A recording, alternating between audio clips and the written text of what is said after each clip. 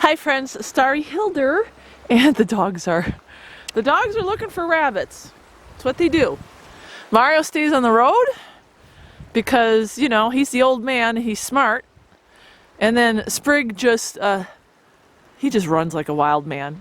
He just runs like a wild man. And he tries to kick out the rabbits.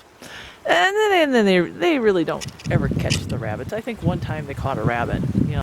I'm grabbing the camera today because, couple things. What's going on? What's going on? Well, we got the homesteading conference coming up in Tennessee. Why I said Texas, I don't know where my head is sometimes. That was like a Texas. I don't know. People were saying I was saying Texas. I'm like, I really said Texas? Apparently I really said Texas. It's supposed to be Tennessee, Tennessee, Tennessee. Oh, they must have a rabbit. Let's see if I wait here. Sometimes the rabbit will run right by my feet. And then we have old man Mario. Look at Mario is always in his own world. Look at him. He is such a good dog. Look at him. He just sits on the road and waits. He's just looking around. He's just looking around. Look at, yeah. And then we got him.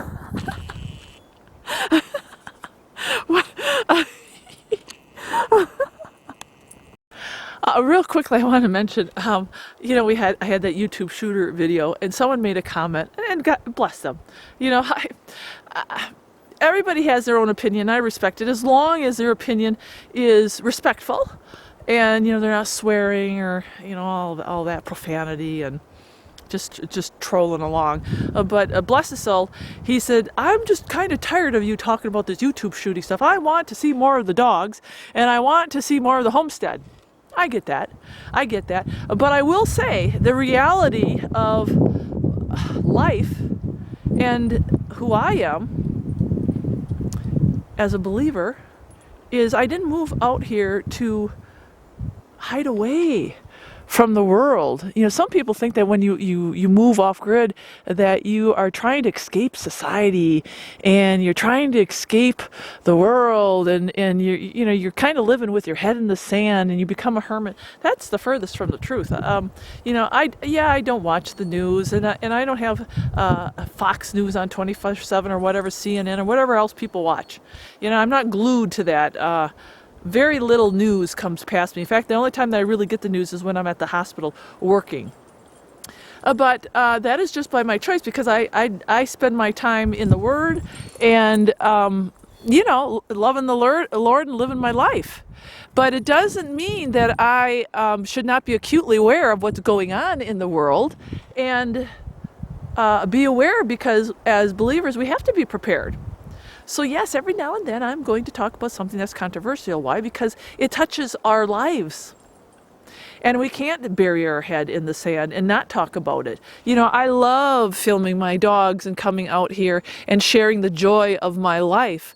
And I know all of you enjoy that. And I bring a happy spirit to many of you because probably that's all you hear is doom and gloom and you get tired of it. So you come to me to put a smile on your face and maybe be uplifted. But I will tell you, you have seen every now and then when something happens and it's having an impact on us as believers, I'm going to talk about it. And I may even do a couple videos on it. Look at this dog. Look at Mr. Rut. Mr. Rut. Okay, I'm going to get on this. All right, now I have to wait for Sprig. He's in there somewhere. He's not yipping, so that's a good sign. But here's a quick story for you. Mr. Hilder was trapping in this area here. There's 500 acres.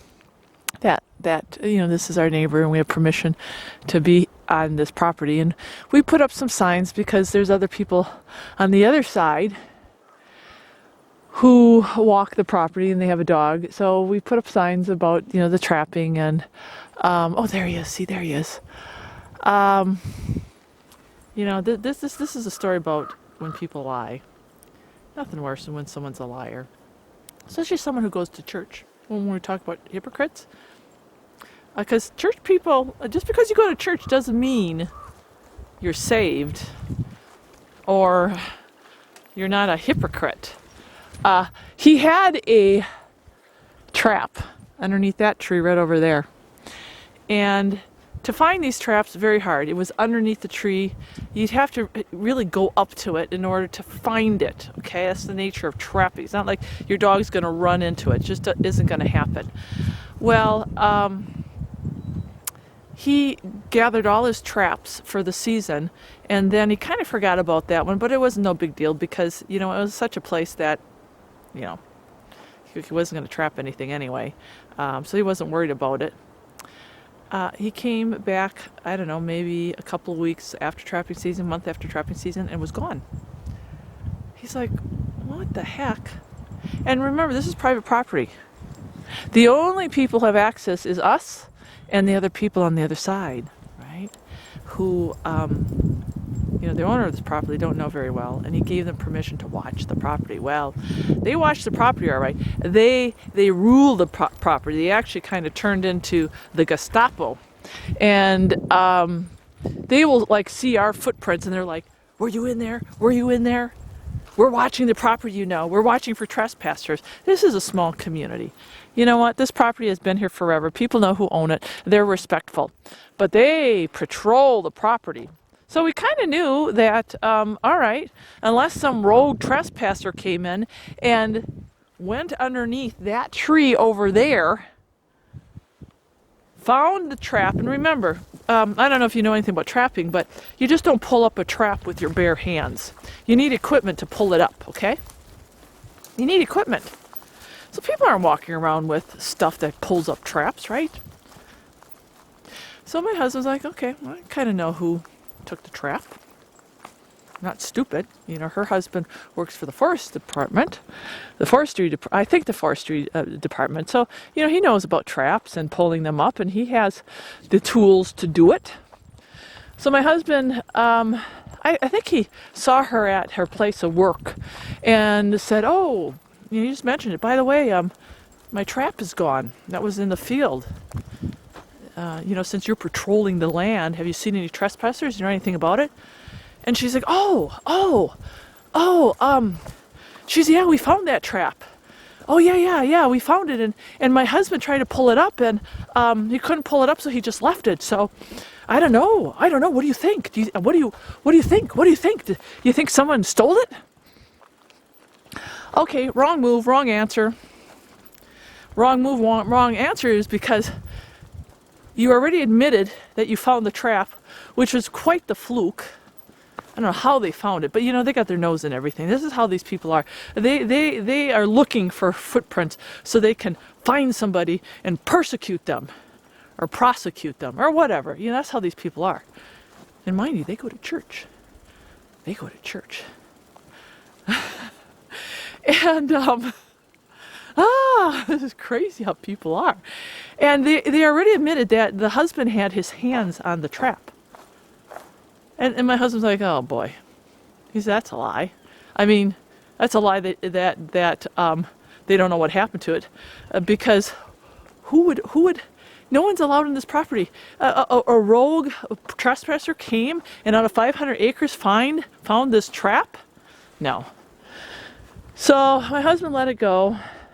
And then I went to her place of work, and then she calls me into her office. She says, oh, Starry.